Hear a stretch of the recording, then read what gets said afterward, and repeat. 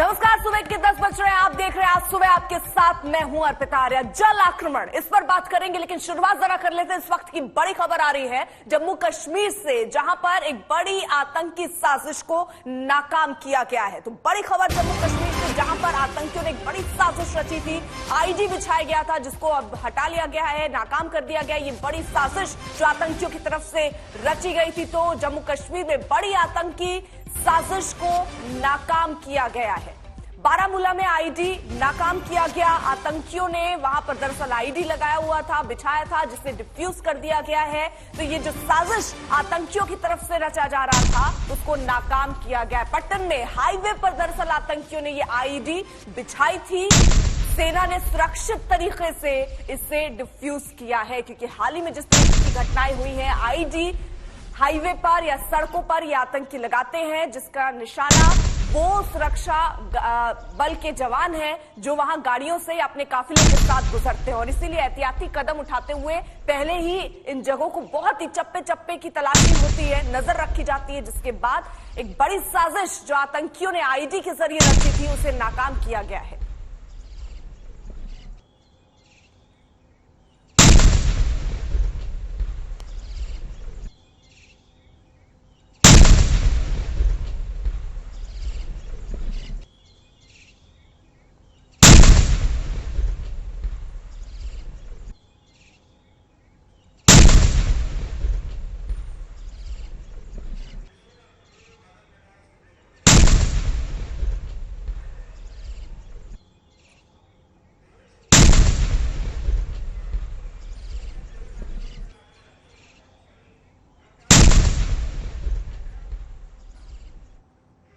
और अब बात देश में अलग अलग जगहों पर जल आक्रमण की।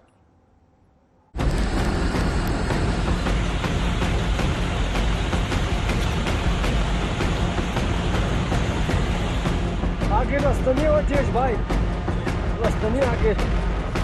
ना जाने कितना जान माल का नुकसान हुआ, कोई आइडिया नहीं है।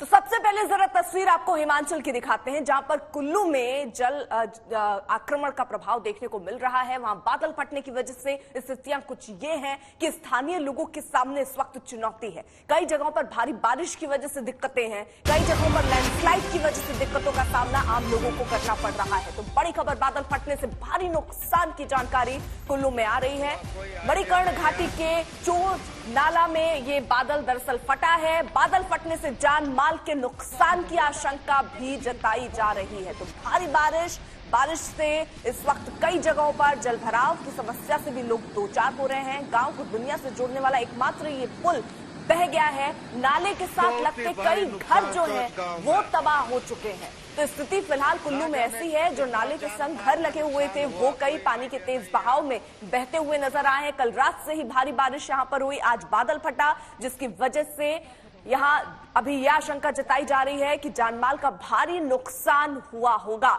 बादल फटने से जो जानकारी मिल रही है, आसपास के पूरे इलाके में फिलहाल पानी ही पानी पहुंचता हुआ नजर आ रहा है। वो पानी जो पहले हाईवे तक को अपनी चपेट में लिया था, अब गांव तक ये पानी पहुंचता हुआ नजर आ रहा है। कल रात से ही भारी बारिश हो रही थी, ऑरेंज अलर्ट जारी किया गया था। महाराष्ट्र के कोंकण इलाके में भी भारी बारिश हो रही है। अलग अलग जगहों की तस्वीर हम आपको दिखाएंगे, लेकिन ये जो तस्वीर है जरा देखिए किस तरीके के हालात बन पड़े जब भारी बारिश हुई, जिसकी वजह से वहां लैंडस्लाइड की तस्वीरें भी सामने आई हैं। मलबा सड़कों तक आ गया, कई गाड़ियां जिसकी वजह से इसकी चपेट में आई हैं। कितना नुकसान हुआ है, अब जैसे जैसे तस्वीर आगे साफ होगी आपको बताएंगे। लेकिन फिलहाल जो तस्वीरें हैं, ये तस्वीरें आप देखिए किस तरीके के हालात बने भारी बारिश के बाद, बादल फटने के बाद, लैंडस्लाइड के बाद। आगे के लिए रास्ता है जाने के लिए सको। हाँ जी, सत्येंद्र चौहान हमारे साथ, हमारे सहयोगी इस वक्त जुड़ चुके हैं। सत्येंद्र, ये स्थितियां हम देख रहे हैं, कहीं बादल फटने की वजह से कई जान माल के नुकसान की खबरें आ रही हैं, भारी बारिश की वजह से जलभराव की समस्या से लोगों को दो चार होना पड़ रहा है, और कई जगहों पर तो घर के घर बह गए। देखिए, बिल्कुल सही आपने कहा अर्पिता। अगर हिमाचल की बात करें तो शिमला के थल्ली में लैंडस्लाइड हुआ है, जहां पर एक शख्स की मौत हुई है। दूसरी मलाना और चोर, ये वो गांव है जो कि मणिकरण घाटी में आते हैं कुल्लू के। यहाँ पर 2 जगह पर क्लाउड बस्ट हुआ है, 2 जगह पर बादल फटा है और इस बादल फटने से 3 लोगों की मौत हो गई है, ऐसा स्थानीय लोग बता रहे हैं। हालांकि प्रशासन ने अभी इसकी पुष्टि नहीं की है। कुल्लू जिला का पूरा प्रशासन मणिकरण घाटी के चोज और मलाना गांव में पहुंच चुका है। यहाँ पर तकरीबन आधा दर्जन के करीब घर बह गए हैं और छोटे कई सारे जो पुल हैं जो आपस में छोटे सड़कों को जोड़ते हैं वो पुल भी यहाँ पर बह गए हैं। फिलहाल जान माल का फौरी तौर पर आकलन नहीं हुआ है, लेकिन जिस तरह की खबरें आ रही है उसमें यही कहा जा रहा है कि खासा नुकसान यहाँ पर हुआ है। कुल मिलाकर जो प्रशासन, स्थानीय प्रशासन की टीम गांव में वहां पर पहुंच चुकी है। इसके अलावा जो जिला प्रशासन है उसने एनडीआरएफ को भी सतर्क रहने के लिए कहा है। तो फिलहाल जो जानकारी मिल रही है उसके मुताबिक हिमाचल में अब तक 4 जाने बारिश की वजह से जा चुकी है। तकरीबन शिमला और इसके आसपास के इलाकों में 1 दर्जन से ज्यादा जगह पर लैंडस्लाइड हुआ है और लैंडस्लाइड की जगह से कई जगह पर खासा जाम लग गया है। सड़कों पर जो है यातायात को नियंत्रण करने में काफी परेशानी भी आ रही है। अर्पिता, बिल्कुल सत्येंद्र, जिस तरीके से बता रहे हैं कि काफी जानमाल का नुकसान भी हुआ है, 4 लोगों की मौत की खबर आ रही है। सत्येंद्र, आप नजर बनाए रखिए, ये तस्वीरें भी हम दिखा रहे हैं। वो सड़कें जहां पर तेज रफ्तार में गाड़ियां दौड़ा करती थी, आज आलम कुछ ये है कि वहां रफ्तार न सिर्फ गाड़ियों की थमी है बल्कि अब लोगों को वहां से गुजरने में 100 बार सोचना पड़ रहा है। घुटने तक कई जगहों पर पानी भर चुका है, कई जगहों पर लोगों के घरों में पानी भर रहा है, जिसकी वजह से लोग अपने ही स्तर से कोशिश कर रहे हैं कि किसी तरह घर में भरा पानी हटाया जाए। जो नाले से लगे या नदियों से लगे घर थे किनारे के, वो भी पानी के तेज बहाव में बहते हुए नजर आए हैं। वो तस्वीरें भी हमने आपको दिखाई। तो कई जगहों पर भारी बारिश हो रही है, ऑरेंज अलर्ट की घोषणा भी की गई है। इन सब के बावजूद टीमों को भी तैयार किया गया है कि अगर स्थिति और खराब होती है तो कैसे उस पर काबू पाया जाए।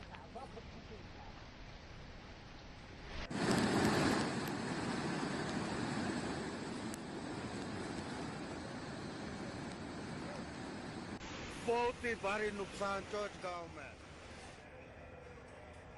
तो कुछ तस्वीरें आपके सामने जरा रखते हैं जिससे आप अंदाजा लगाइए कि देश के अलग अलग हिस्सों में किस तरीके के हालात बारिश के बाद बन पड़े हैं। ये तस्वीरें हम आपको दिखा रहे हैं जिससे आप अंदाजा लगाइए। अलग अलग जगहों की तस्वीरें जहां पर देखिए दुनिया के संपर्क से कई कुल्लू के जो इलाका है वो कट चुका है। 2 दिन से भारी बारिश हो रही है, बादल फटने से हालात और बद से बदतर हुए हैं, कई घर तबाह हो चुके हैं। एकमात्र जो पुल था जो इन्हें जोड़ता था और बाकी शहरों से, वो पुल भी पानी के साथ बह चुका है। तो पहाड़ पर किस तरीके से हाहाकार मचा हुआ है ये तस्वीरें बयां करने के लिए काफी हैं। अब लोगों को सड़कों पर अगर निकलना है तो नाव का सहारा लेना पड़ रहा है। जिस जगह पर मैं देखिए अभी खड़ी हूं, यहां पर भी आलम क्या है, लोगों के घरों के सामने किस तरीके से पानी, ऐसे ही स्थितियां हैं, पानी बहता हुआ नजर आ रहा है और लोगों को अब नाव का सहारा लेकर एक जगह से दूसरी जगह जाना पड़ रहा है। तो ये तस्वीरें भी हम आपको दिखा रहे थे किस तरीके से भारी बारिश के बाद स्थितियां कुछ ऐसी हैं।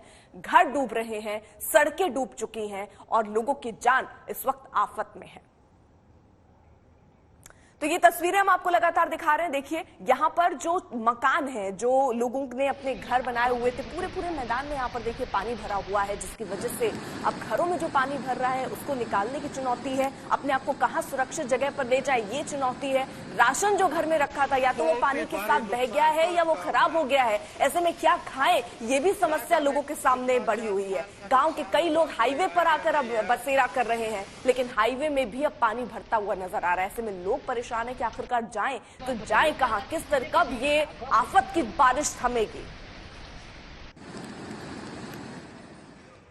उत्तराखंड के यमुना घाटी में भयंकर बारिश का कहर जारी है। भारी बारिश से नेशनल हाईवे का एक बड़ा हिस्सा बड़कोट के पास पानी में समा गया। पानी पहाड़ियों से होता हुआ घरों को अपना निशाना बनाने लगा। बारिश के तेज बहाव में कई गाड़ियां भी बह गईं।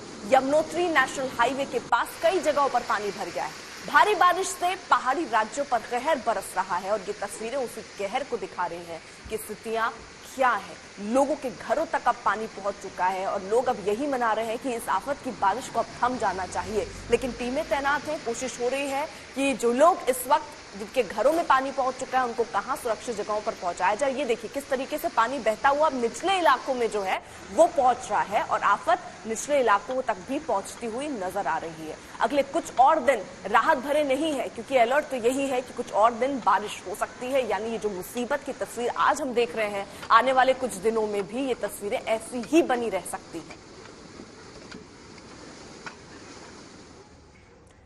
तो देश के तमाम हिस्सों में बादल जमकर बरस रहे हैं। महाराष्ट्र खासतौर पर वहां संकट के बादल हैं। ठाणे में पहाड़ सड़क पर आ गिरा तो रत्नागिरी और सिंधुदुर्ग के इलाके जलमग्न हैं। मध्य प्रदेश के बैतूल में भारी बारिश की तस्वीरें आई हैं। जम्मू कश्मीर के अनंतनाग और मध्य प्रदेश के छिंदवाड़ा में भी जोरदार बारिश है। आज भी देश के कई इलाकों में भारी बारिश की चेतावनी है। मुंबई में 8 जुलाई तक के लिए ऑरेंज अलर्ट है। मुंबई के पड़ोसी जिलों में रेड अलर्ट जारी किया गया है। आज सुबह मुंबई में अच्छी खासी बारिश हुई, लेकिन फिलहाल बारिश थमी हुई है। तो ये दो तस्वीरें हम आपके सामने रख रहे हैं। बांद्रा और कुर्ला की तस्वीर दिखा रहे थे, किस तरीके के हालात हैं। तो बांद्रा की सड़क आप जरा देखिए, वहां सड़कों की हालत क्या है। अब एक तरफ कोशिश ये है कि जो पानी भर रहा है उसकी निकासी की जाए, लेकिन कई जगहों पर अंडरपास बंद किए गए हैं जहां पानी बहुत भर चुका है, जहां से निकलना बहुत खतरनाक हो सकता है, इसलिए वहां ये कदम उठाए गए। जल निकासी का प्रबंध किया गया, लेकिन अगर कुछ घंटे की बारिश हो जाती है तो पानी का स्तर बढ़ता है, गाड़ियां ठप्प पड़ जाती हैं सड़कों पर, जैम जैसे हालातों से लोगों को जूझना पड़ता है। कुर्ला की तस्वीर में हम आपको दिखा रहे हैं बारिश किस तरीके से अपने साथ आफत लेकर आई है, जरा देखिए।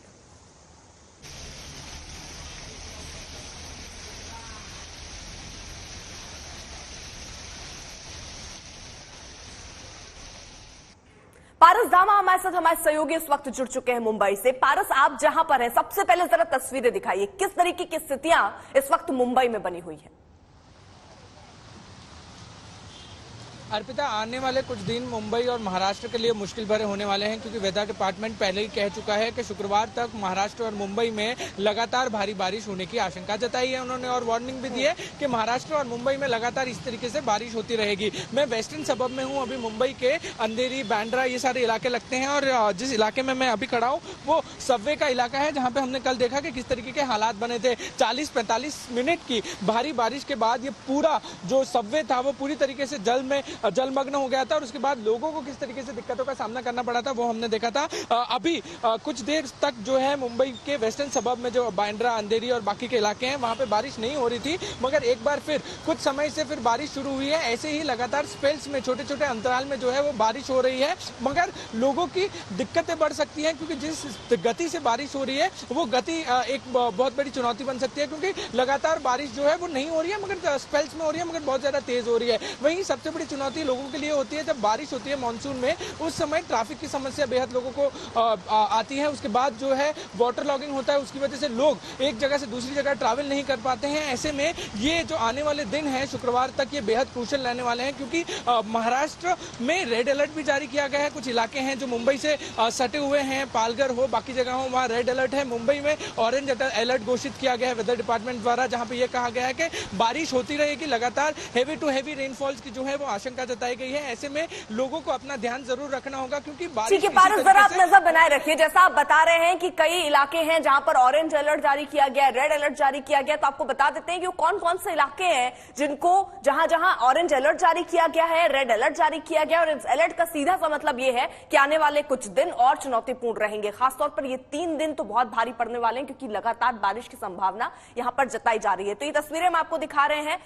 कोंकण, कोल्हापुर, पालघर, रायगढ़ और रत्नागिरी, यहां पर रेड अलर्ट जारी किया गया है। वहीं मुंबई, पुणे और नासिक, यहां पर ऑरेंज अलर्ट जारी किया गया है। तो आफत की महाबरसात जारी है। अलग अलग जगहों के हिसाब से जहां पर संभावना कैसी बनती है उसको देखते हुए रेड अलर्ट और ऑरेंज अलर्ट घोषित लगाया गया है। साथ ही साथ आपको बता दें, यहां पर जो टीमें हैं उनको भी तैयार किया गया है। अगर स्थितियां और बिगड़ती हैं तो कैसे उस पर काबू पाया जाए, ये कोशिश भी होगी। तो रेड अलर्ट और ऑरेंज अलर्ट का अलर्ट भी किया गया है। फिलहाल कौन कौन से इलाके हैं वो हम आपको बता रहे थे। इसी के साथ साथ मुंबई के अलावा जो आसपास के इलाके हैं, महाराष्ट्र के कई और जिलों में बादल जो है वो संकट बनकर बरस रहा है। मध्य प्रदेश और गुजरात में भी बारिश ने जिंदगी पर ब्रेक लगा दिया है। कहीं कार सैलाब में डूबी है तो कहीं बस बीच मझधार में फंसी है।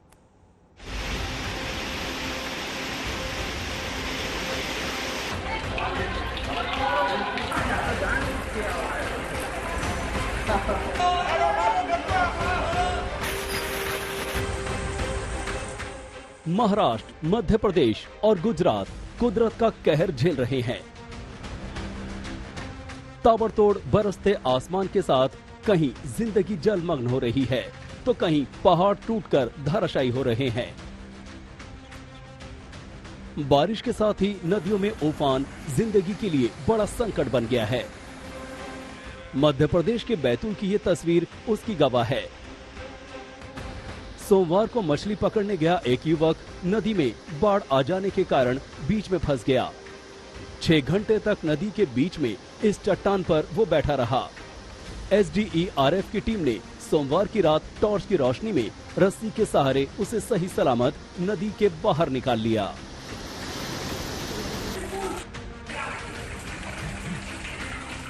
मध्य प्रदेश के सागर जिले में जोरदार बारिश की वजह से पानी घरों में घुस गया। मौके पर पहुंचे नगर निगम आयुक्त चंद्रशेखर शुक्ला और SP तरुण नायक घरों में भरे पानी को खुद बाल्टी में भरकर बाहर फेंकते नजर आए। करीब 1 घंटे हुई जोरदार बारिश के बाद सागर शहर पानी पानी हो गया था। सड़कें पानी से लबालब हो गई थी। घरों में करीब 3 फीट तक पानी भर गया, जिसकी वजह से नाराज लोग सड़कों पर उतर आए। राजकोट के लोधिका में 2 घंटों में 4 इंच बारिश से विकास की पोल खुल गई। लोधिका में बिजली के तार ठीक करने गई मजदूरों की टीम इस तरह पानी के बहाव में फंस गई कि स्थानीय लोगों ने मजदूरों को रस्सी से रेस्क्यू कर बाहर निकाला। तकरीबन आधे घंटे तक ये कार पानी के बहाव में रही। स्थानीय लोगों ने रस्सी की व्यवस्था कर कार में फंसे सभी मजदूरों को पानी से कार समेत बाहर निकाला। दूसरी ओर गोंडल में करोड़ों के खर्च से अंडर ब्रिज बनाया गया है, मगर बारिश के समय यहां से गुजरना जानलेवा हो जाता है। यहां के लालपुल ब्रिज में प्राइवेट यूनिवर्सिटी की बस इस कदर पानी में फंसी कि ना तो कोई बस से उतर सकता था और न ही बस आगे बढ़ सकती थी। बस फंस जाने के बाद गोंडल सैनिटेशन टीम ने बस में फंसे सभी छात्रों को सुरक्षित निकाला। वहीं बस को धक्का देकर बाहर निकाला गया।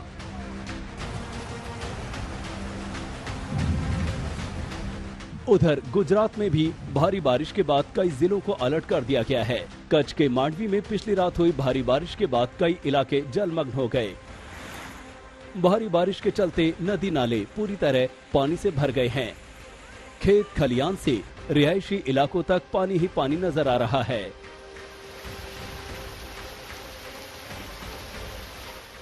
सबसे गंभीर हालात गुजरात के आणंद में है। भारी बारिश के बाद यहां के कई इलाके जलमग्न हैं। NDRF ने कमान संभाल रखी है। उधर महाराष्ट्र के रत्नागिरी जिले के चिपलून में सोमवार को भारी बारिश हुई। दिन भर की मूसलाधार बारिश के बाद चिपलून शहर में कई जगहों पर पानी भर गया। हाईवे पर DBJ कॉलेज और कापसल में बाढ़ के कारण यातायात पूरी तरह से रुक गया। 1 से 1.5 फीट पानी से वाहनों को निकाला जा रहा था। कुल मिलाकर पहली बारिश ने चिपलून में जनजीवन अस्त व्यस्त कर दिया है। मुख्यमंत्री शिंदे ने चिपलून को लेकर अफसरों को पूरी ताकत से राहत और बचाव के निर्देश दिए हैं।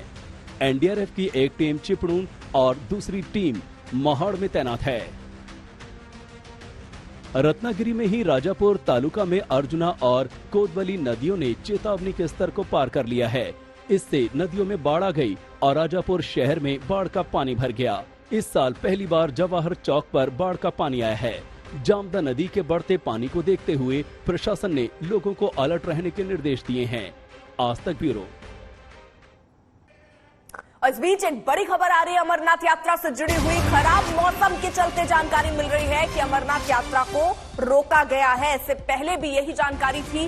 मौसम क्योंकि कई जगह बार बार खराब हो जा रहा है, जिसकी वजह से तीर्थयात्रियों को उनके कैंप में ही रोकना पड़ रहा है। खराब मौसम की वजह से पहलगाम और बालटाल में यात्रा जो है वो रोकी गई है। इससे पहले भी जब मौसम खराब था तो इसी तरह उन यात्रियों को, उन भक्तों को रोक दिया गया था। कश्मीर में भी रोकी गई थी अमरनाथ यात्रा। तो ये बड़ी खबर आपको बता दें जो आ रही है। खराब मौसम की वजह से तीर्थ यात्रियों को फिलहाल रोका गया है। उन लोगों को जो अमरनाथ पहुंचे थे दर्शन के लिए, पहलगाम और बालटाल में ही ये यात्रा रोक दी गई है। कैंप में ही रहने को कहा गया है और जब तक मौसम ठीक नहीं हो जाता तब तक ये जत्था आगे नहीं बढ़ पाएगा।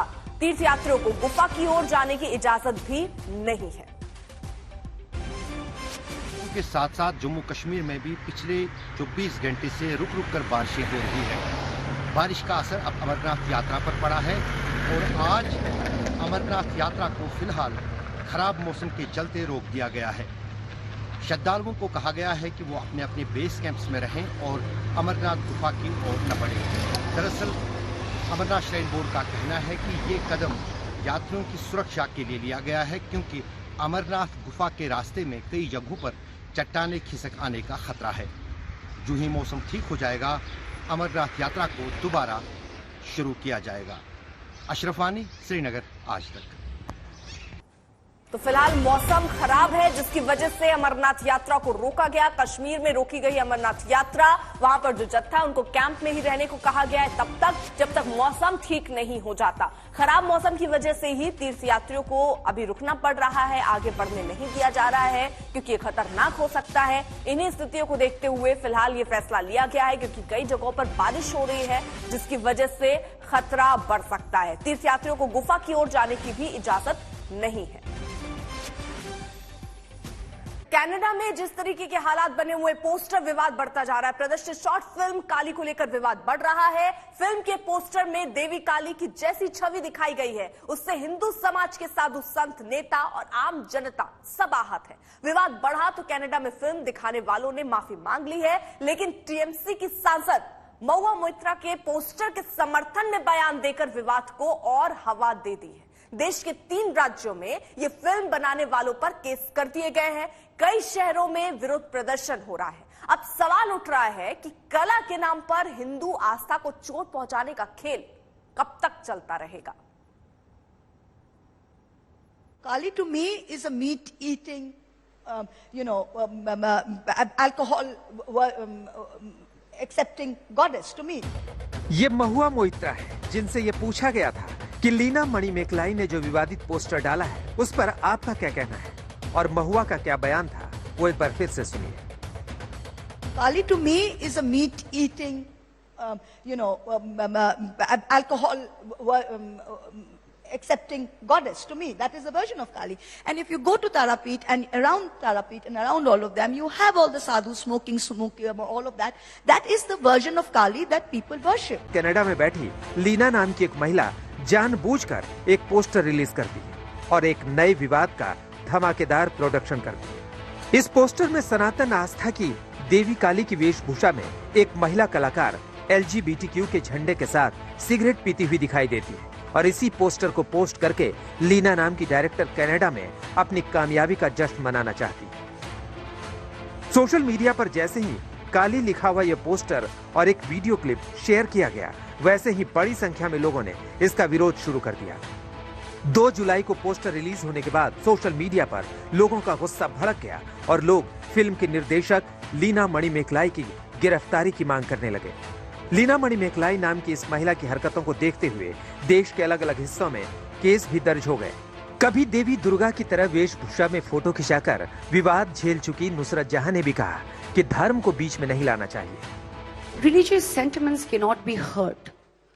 I would not want to hurt any religious sentiments because I follow my religion my way. You follow your religion your way, and you have all the rights to do that. I have all the rights to do that. I'm not saying what you're doing is wrong or right, because that you decide at the end of the day. What is wrong for me can be right for you. Take responsibility of your own actions and move ahead. Nusrat के इस बयान और लीना के खिलाफ जगह जगह दर्ज हो रहे मुकदमों को देखते हुए जाहिर है कि मामले की गंभीरता का अंदाजा महुआ मोइत्रा को भी बखूबी था। फिर भी महुआ ने देवी काली के पोस्टर के सवाल को लेकर विवादित टिप्पणी की तो सबसे पहले उनकी पार्टी ने ही किनारा कर लिया। अखिल भारतीय तृणमूल कांग्रेस की ओर से साफ शब्दों में और बोल्ड फॉन्ट्स में ट्वीट करके कहा गया, माता काली पर महुआ मोइत्रा ने निजी क्षमता से बयान दिया है और तृणमूल कांग्रेस इसका किसी भी तरीके से समर्थन नहीं करती। जो जिस प्रकार जिसका लाइफस्टाइल है वो ऐसा ही देखता है, अल्कोहल देखता है, सिगरेट देखता है, लेकिन जो काली का पूजा करते हैं उनको एक भगवान का रूप मानकर श्रद्धा के साथ पूजा करते हैं।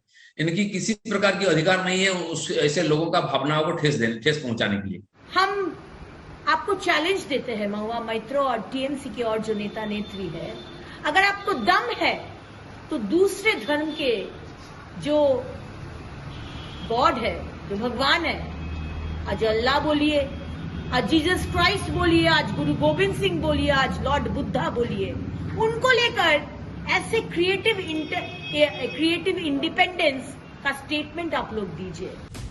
हालांकि चारों ओर से विरोध की आवाज सुनकर महुआ मोइत्रा ने ट्वीट करके सफाई दी और कहा, ना तो मैंने किसी पोस्टर का जिक्र किया और ना ही स्मोकिंग शब्द का इस्तेमाल किया। एक बार माँ तारा मंदिर में आकर देख लें, वहाँ क्या भोग लगता है। I think the poster was not correct. It was incorrect. It should not have been. I don't know what the motive was behind the poster and what their explanations are. But I see no explanation for such posters. ममता सरकार की मंत्री के इस बयान से महुआ मोइत्रा को शायद अपनी भूल का एहसास हो जाना चाहिए, लेकिन बड़ा सवाल जवाबदेही का भी है, क्योंकि किसी संवेदनशील मुद्दे पर बयान देते वक्त हमारे देश के नेताओं की जुबान असंतुलित हो जाती है। आज तक ब्यूरो। सहारनपुर में पूर्व एमएलसी हाजी इकबाल की कोठियों पर प्रशासन का बुलडोजर गरजा। हाजी इकबाल की 2 अवैध कोठियों को चंद घंटे में ही सरकारी बुलडोजर ने खंडहर बना दिया।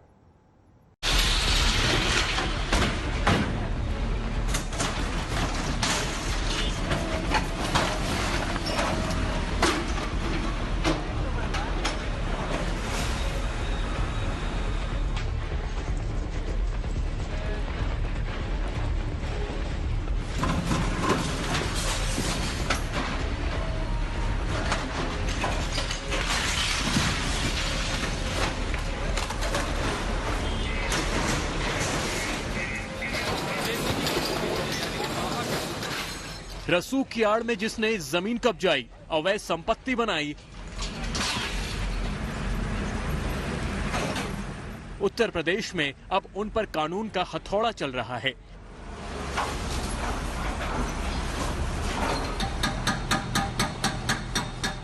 अवैध कब्जों को मिट्टी में मिलते हुए योगी आदित्यनाथ का बुलडोजर आगे बढ़ रहा है। ये तस्वीरें यूपी के सहारनपुर की हैं, जहां अवैध तौर पर बनाए गए पूर्व एमएलसी हाजी इकबाल के मकानों पर कार्रवाई हुई। 2 मकानों के बड़े हिस्सों को ढाया गया।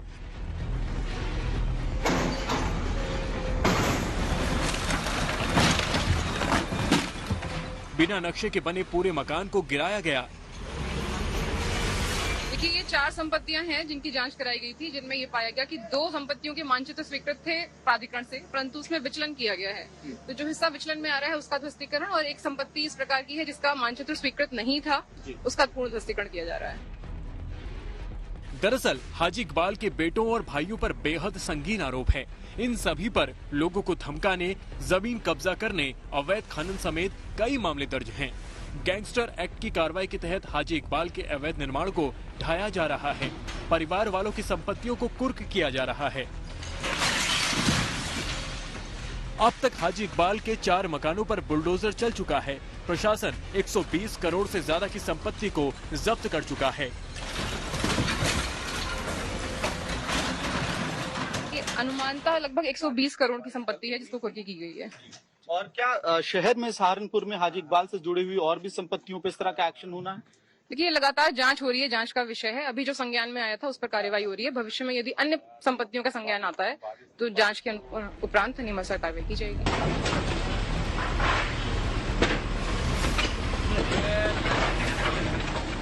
मंगलवार से ही सहारनपुर शहर और जिलों की कुछ तहसीलों में प्रशासन की कार्रवाई जारी है। मंगलवार को हाजी इकबाल के और उनके 3 भाइयों के 3 आलीशान मकानों पर बुलडोजर चला था। प्रशासन ने अवैध रूप से बने हर निर्माण को ध्वस्त किया था। इस वक्त ग्राउंड जीरो पे उत्तर प्रदेश प्रशासन का बुलडोजर हाजी इकबाल और उनसे जुड़े हुए लोगों की संपत्ति पे चल रहा है। और ये बात सहारनपुर डेवलपमेंट अथॉरिटी की ऑफिशियल सेक्रेटरी ने कहा कि इस पर्टिकुलर बिल्डिंग में इंक्रोचमेंट थी, और दूसरी तरफ जो बिल्डिंग है वहां उस पूरी बिल्डिंग को आज गिरा दिया जाएगा, ध्वस्त कर दिया जाएगा, क्योंकि उस मकान का नक्शा नहीं पास किया गया था। और साफ तौर पे कानून व्यवस्था को भी मेंटेन करने के लिए पैरामिलिट्री फोर्स और यूपी पुलिस के जवान यहां पे डिप्लॉयड हैं सहारनपुर में।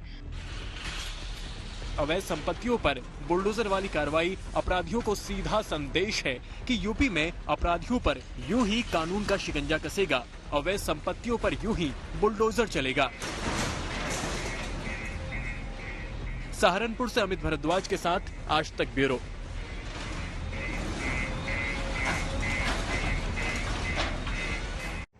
देश के टूरिज्म सेक्टर ने जून में जमकर एयरलाइंस और दूसरे संबंधित सेक्टर्स की कमाई करवाई है और इनमें भी कश्मीर तो लोगों को इस कदर पसंद आया कि दिल्ली श्रीनगर हवाई सफर टॉप 3 एयरलाइन रूट में शामिल हो गया।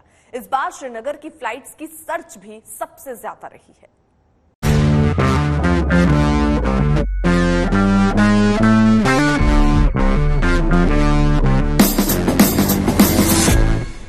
कोरोना काल की वजह से 2 साल तक बंद रहने के बाद टूरिज्म ने इस बार गर्मियों में सारे रिकॉर्ड तोड़ने की ठान ली है। खास बात है कि देश के तो सभी टूरिस्ट स्पॉट्स पर देसी सैलानियों का हुजूम देखा ही जा रहा है, लेकिन इंटरनेशनल डेस्टिनेशंस पर भी भारतीय टूरिस्ट का सैलाब देखा जा रहा है। अगर देश की बात करें तो पर्यटकों की पसंद के चलते दिल्ली श्रीनगर एयर रूट अप्रैल में देश का तीसरा सबसे व्यस्त रूट बन गया, जबकि ये रूट आमतौर पर टॉप 10 हवाई रूट्स में भी शामिल नहीं हो पाता है। अप्रैल में दिल्ली श्रीनगर एयर रूट पर 2.74 लाख लोगों ने सफर किया, जबकि पहले नंबर पर रहे दिल्ली मुंबई हवाई रूट पर यात्रियों की संख्या 4.43 लाख रही। वहीं दूसरे नंबर पर दिल्ली बेंगलुरु एयर रूट रहा, जहां अप्रैल में 3.48 लाख लोगों ने सफर किया।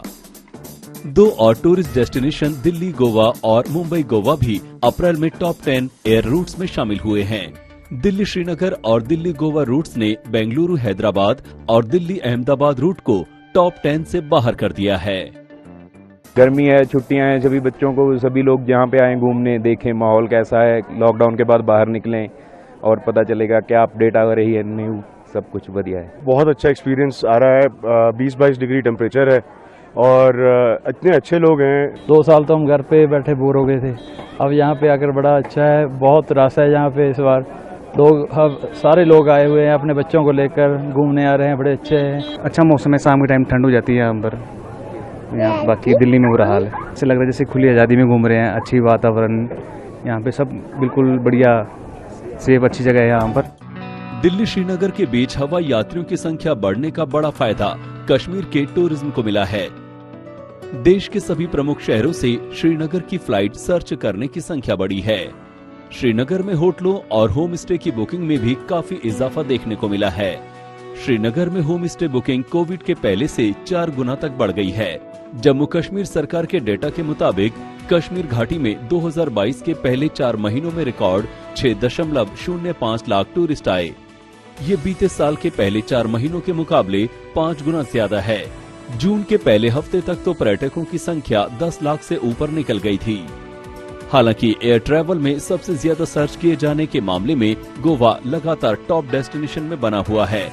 विदेशों में भी थाईलैंड में आने वाले सैलानियों में सबसे ज्यादा संख्या भारतीयों की है। आज तक ब्यूरो।